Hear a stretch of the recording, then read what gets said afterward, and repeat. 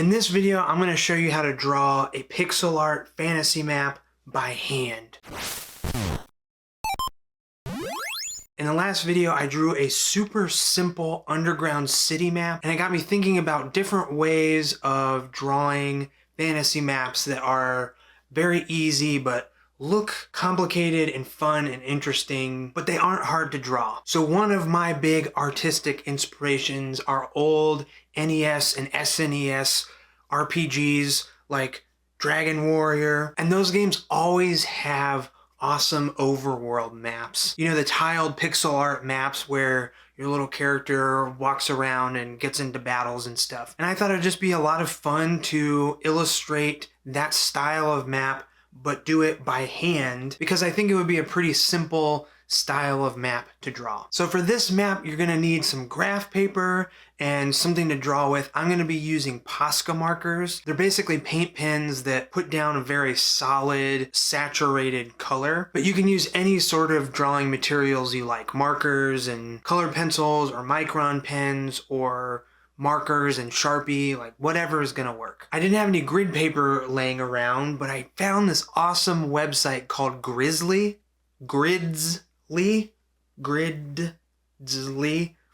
I'll put a link down in the description. You can adjust the grid size. You can even make hexagon grids, which is awesome for doing tabletop role-playing game maps. For this map, I printed out a 1/4 of an inch grid with like the lightest gray possible. But the cool thing about the website is that you can adjust all of that stuff and print out grid paper that works specifically for the tools that you're gonna be using. Like all of my maps, before I get into illustrating the actual map, I always start with a key. I make a list of all the elements that are gonna be on the map, like trees, mountains, towns, grass, desert, snow, all of that stuff. And then I figure out how I'm gonna draw those elements on this separate sheet of paper so I don't mess up the actual map illustration. The trees are just green triangles with little brown trunks sticking out. Mountains are just orange triangles. Grass, sand, and snow are just little dots. And the towns and the keeps are also super, super simple. The thing that's going to be a little bit different about this map is that I'm filling in all of the areas with a black marker. So in the end, it's going to look like it's a black sheet of paper that's been painted on top of. Now this look is kind of unique to these Posca markers. Because they are paint pens, you can actually use lighter and brighter colors on top of the darker colors. So just be aware of that if you're using different tools. I'm also drawing a little danger skull to indicate like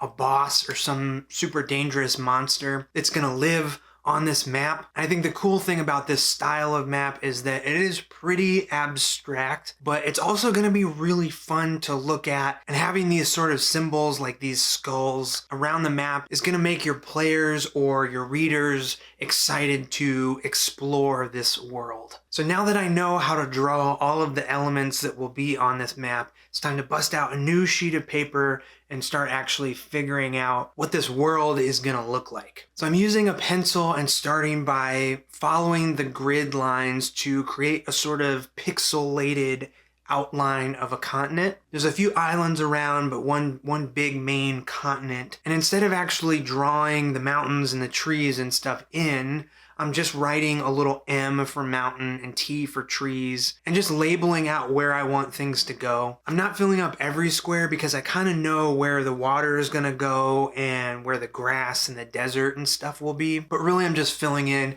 the mountains, the trees, where the towns and keeps and stuff like that will go. Now that everything's planned out, it's time to actually start drawing with the Posca markers. And I'm starting with a light blue color around the outside edge of the continent. And this is sort of a backwards way of drawing the main border of the land masses on this map, because I'm actually drawing the water and not the land. So I'm just treating each grid square as if it was one big pixel or like a stamp. And so I'm going around and stamping all of the shallow water with this blue color, just filling in one square to make a coastline around the islands and the big continent. Now at the beginning, I'm not being super careful about being extra precise inside the grid lines. I'm kind of going outside of the lines a little bit because I know that the next step is taking the darker blue color and filling in over top of it. So with these markers, it's very easy that if you put down a light color, a darker color can go right on top and be super opaque and you'd never see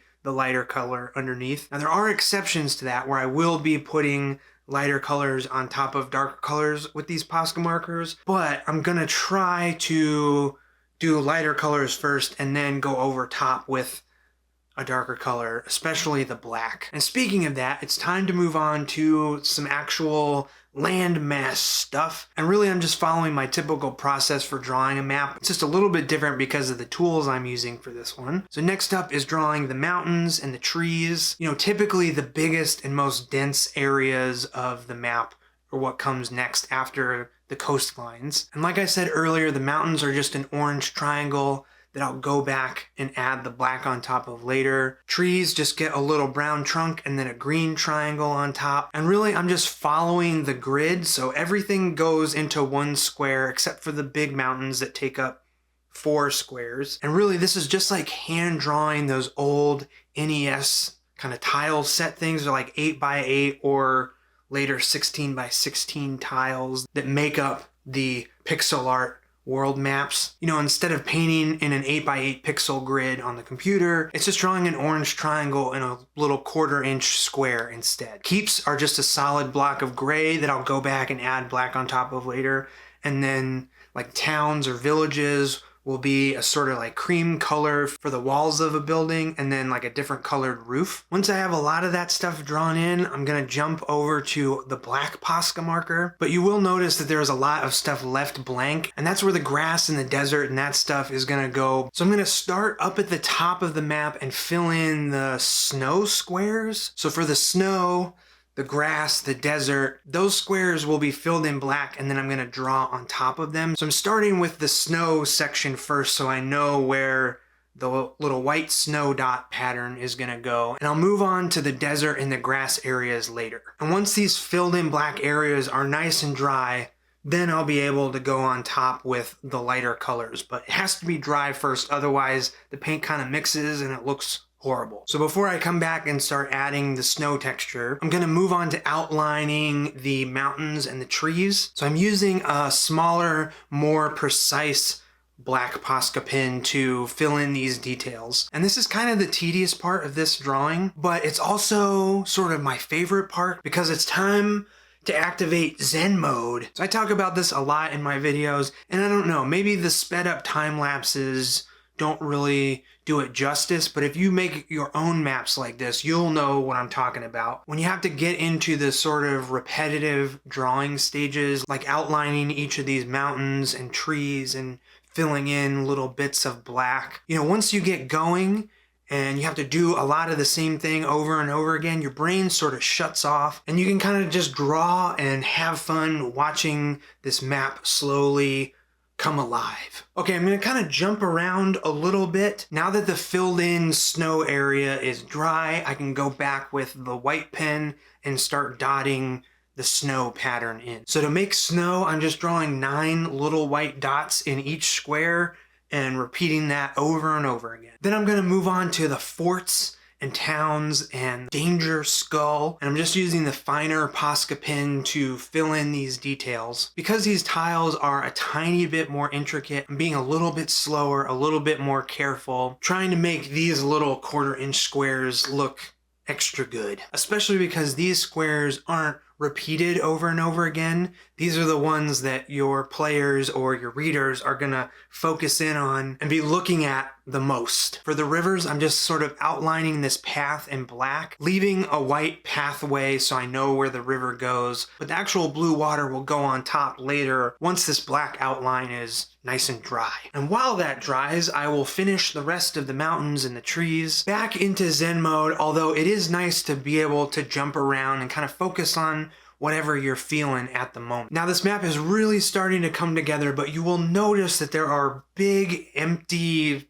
spots where there's nothing, and that is where the desert and the grassland areas are gonna go. So all of that area needs to be filled in with black, and then once that dries, I'll go over top with the yellow and the bright green and dot in the sand and grass pattern. I like to start by drawing the actual outline in black and focusing a little bit on making that look nice, so then it's really easy just to color inside the lines. And I want to say making a map like this is a really great way to experiment with new tools. You know, when the drawing is easy and repetitive like this, you know, it's just triangles and dots really. Spending the time to fill up a whole sheet of paper with the drawing really allows you to figure out the strengths and the limitations of the tools that you're using. So the really great thing about these Posca markers is that you can use the brighter colors on top of darker colors, even on top of black. But as you can see, these markers lay down a lot of paint and they do kind of warp the paper and even pick up some of the paper fibers. But I'm totally willing to make that trade to have these super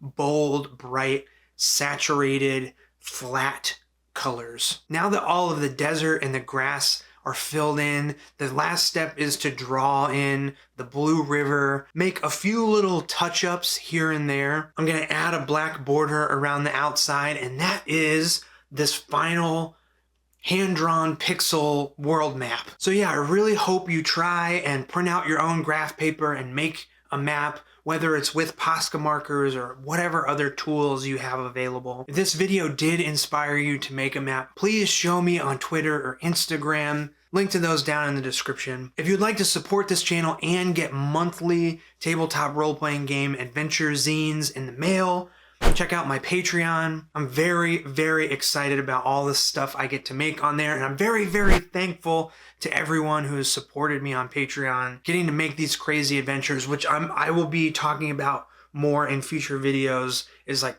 just the best thing ever. So thank you to all the patrons. Let me know what you think of this map down in the comments, and if there are any other types of maps I should be drawing. Thank you so much for watching, and I'll see you in the next one. See ya!